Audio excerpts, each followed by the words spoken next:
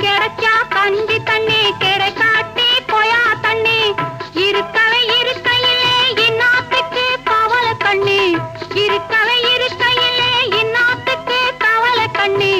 மரத்தை படிச்ச வந்தா மனுஷா